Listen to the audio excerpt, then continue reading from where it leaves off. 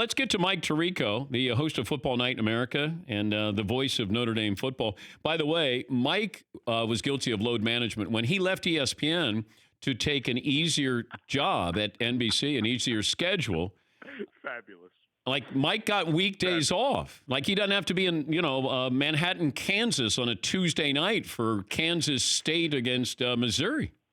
That is fabulous. Thank you. I didn't realize that I was a trendsetter when it came to. I also didn't realize that I was calling to be a guest on Dr. Radio here. This is fabulous. Good. I was not able. I was traveling. I'm in Syracuse. I was traveling and busy yesterday.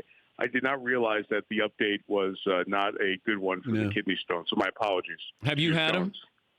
No, I have not. I have not. I have no stones. From a kidney perspective, of course. Yeah, of course. Have you ever missed an assignment due to illness? No. I have. I've been able to answer the bell. I have some sort of a streak going that nobody's counting. Nobody should count. But no, I've been able to make it. I've done some games where I felt awful, but I have never been in danger, whether it's travel or health, of missing a show. What do you make of this load management? The money has gotten so big that instead of talking about the players or the individuals or the badge of honor and home court, we're going to play every game like it has true meaning. It has now become protecting investments, and I kind of understand it. So let's look at the World Series for a second. The Strasburg being held back 8 years ago impact the fact that he still is ready to go in the biggest games in 2019 deep into October? I don't know. But that whole load management thing is I think it's a real thing, Dan. And I'm glad that the league has at least said, you know what, guys? We can't just say you're going to miss your national TV games for us. You've got to really be there for the biggest games, the biggest moments. So the league's going to have to find out a way to somehow comfortably get between load management and missing games on TV with superstars. Well, you have load management with Todd Gurley this year with the Rams, right? Yeah, in some, but he's playing. Yeah, he's not missing games, exactly. But and you have load management to a lesser degree with pitchers in baseball, where they're on a pitch count, but they do show up to pitch. I just don't know if we're going to get to the point, Mike, where Kawhi plays like 14 minutes, and then therefore he's satisfying everybody with this whole load management dispute. Well, a lot of the load management conversation, Dan, has been based around ticket buyers. I buy a ticket. I want to see Dan Patrick play. So if I come see you for 14 minutes, is that better than not seeing you at all? If I'm a ticket buyer and it's my one trip east with the Clippers, and the Clippers are coming to Detroit, and I get to see Kawhi Leonard for 15, 20 minutes as opposed to 42, okay, that's better than not seeing him at all for the ticket buyer. But are we really taking the interest of the ticket buyer into consideration when we're talking load management, or are we taking TV ratings, and those things, which are bringing in far more money than the Danettes buying tickets for a Knicks game in January? Well, also, the collective bargaining agreement runs through 2023-24, so nothing's changing with the NBA. And you have a commissioner who has basically said to the players, this is your league, whereas the previous commissioner fined the San Antonio Spurs $250,000 when they left all their valuables in San Antonio for a road trip in Miami.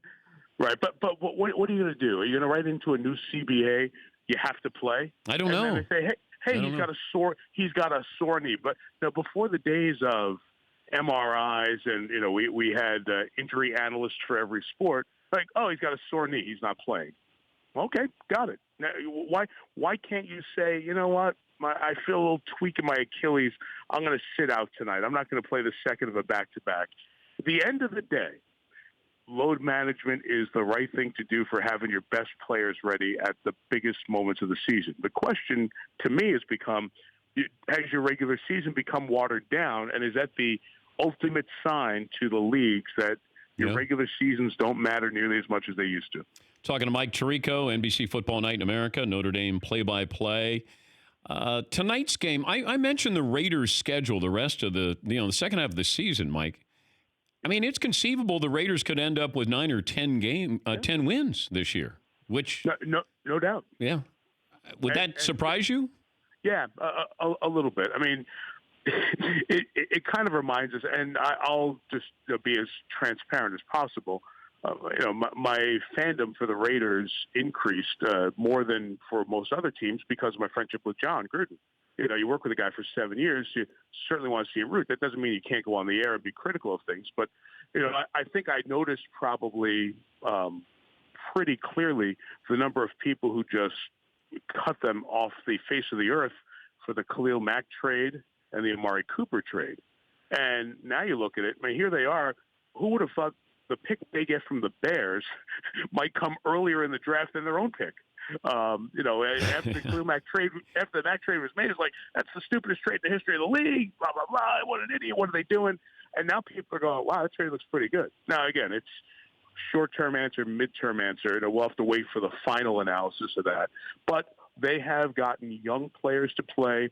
In a league where your offensive lineman can be big, they have the heaviest offensive line in the league, and a running back in Jacobs who is the real deal and is impacting that significantly. So the fact that Carr is playing well and making good decisions is giving them a chance to build some young guys. And I thought John said the most interesting thing that I heard in his press conference this week when he said that Carr is becoming like a coach on the field. And that's when you know that you are connecting with that guy. So, yeah, it's very feasible. They could be 9-7. If they're 9-7, that may be good enough in the AFC to get to the playoffs, which would be pretty cool. Your colleague Tony Dungy had some strong words on a tweet about pass interference, and it's becoming useless for coaches to bother to challenge it. I'm at the point now, if you said we're getting rid of replay completely, I'd be fine with it. Either have it to make the game better, right, or don't. Why are we worried about hurting the feelings of an official if we overturn a pass interference call? Yeah, I'm with you. I was so into replay because when we see it's wrong and we can get it right. Look, any of us who've called a game make mistakes. The play callers, the head coaches who are throwing these challenge flags, they make mistakes in the game. They put the wrong personnel in the game. They make incorrect decisions on going for two. The players throw incomplete passes. It is not a game of perfect. The only team that we're asking to be perfect are the officials. That's impossible. It is absolutely impossible to expect perfection. So having replay in place to help them out, I've always been good with. It just really has dragged the game down. And I think they, truly did open Pandora's box with the pass interference. And Tony, you sat with Tony for years. There's no more measured, thoughtful, anything but shoot from the hip guy. Tony really makes sure that he knows his words carry weight. And the tweet that you talked about this week, for Tony to say that, he's been expressing that, Dan, since we went to the NFL offices and looked at this whole replay thing this year. It just felt from a coach's standpoint like it was going to be a mess. And that's exactly what it has been, a mess to the point now that if I'm advising a coach, if I'm a GM, I'm going to sit with my coach and say, look, don't do it. You're costing timeouts and challenges. And at the end of the day, when something's at a return rate of 9 or 10%, it's not worth it, and unless it's financial. And this is just not worth it for coaches. So I think guys have to stop challenging these pass interference calls. I mentioned that you do Notre Dame football. What would be considered a successful season for Notre Dame, having lost to Michigan and Georgia? Yeah, 10 wins. And that's win out. And I don't think that's going to be easy. Duke will move the ball well against them this week. Navy is in the top 25. The Navy-Notre Dame game, for years. It's always been a close game, no matter the quality of players, the athleticism, or the teams. And this year, Navy's really good. Only one loss. BC will be good, and then going to Stanford, which is getting healthier and better under David Shaw. If they win those games, which is not easy, but they'll be favored in all of them, they'll be a 10-win team. And you know what most predictions were at the start of the year? That they'd be a 10-win team. I think people would have been okay with a 10-win season if they got blown out at Georgia and played close at Michigan. And instead it was the reverse, and that's not what everybody expected. Yeah. And I think that will kind of taint the season a little bit. But 10 wins is still a pretty good season. I think we've screwed up college football so much where if you're not in the playoff, you had a bad year. That means 126 schools or 61 Power 5 schools have a bad year. That's a bad system. What if we did something radical, Mike? I brought this up on the show yesterday. Let's say I had 5 12-team conferences. Mm-hmm. Oh, yeah. Uh-huh. Or let's say we did 5 10-team conferences. So you're playing everybody. You have a 10-game schedule. And then after that, you have 16 of the 50 make the playoffs. So you have 16. So you have 8 games there with 16 teams.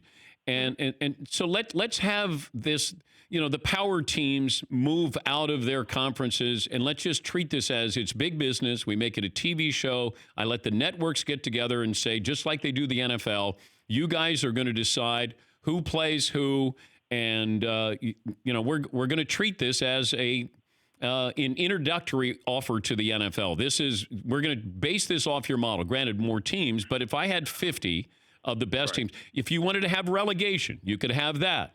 Like I could say to Maryland and Rutgers, you're not invited to this. Like, some of these others, Syracuse, you're not invited to this. Hey, Maryland and Rutgers is fine. I got your point.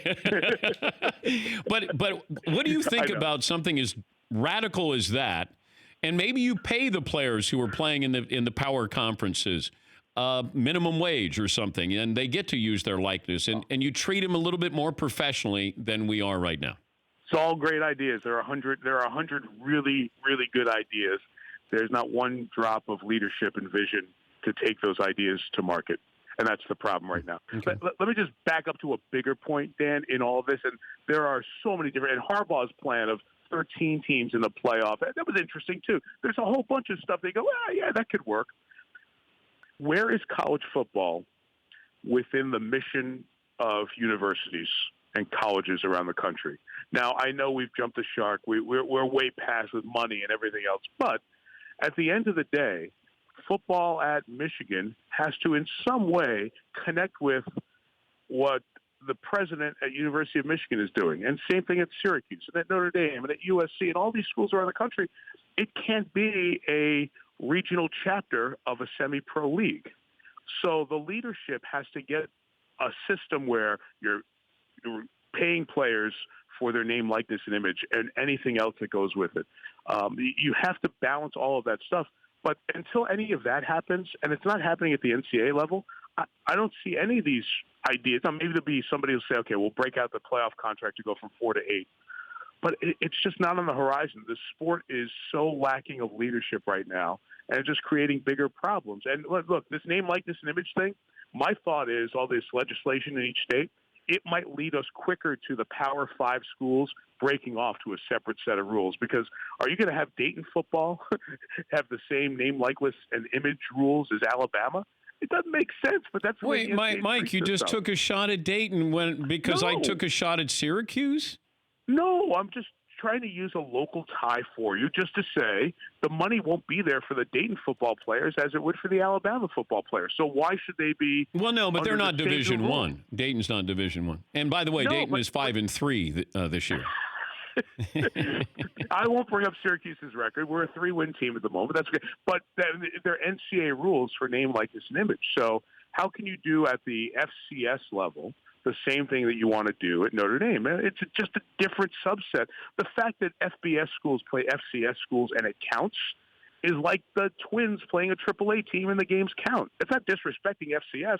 There are good teams, better than some FBS teams, but it's not the same set of rules. So the whole system, the entire sport, needs a complete overhaul, and there's nobody standing up to say, let's do this in any leadership place.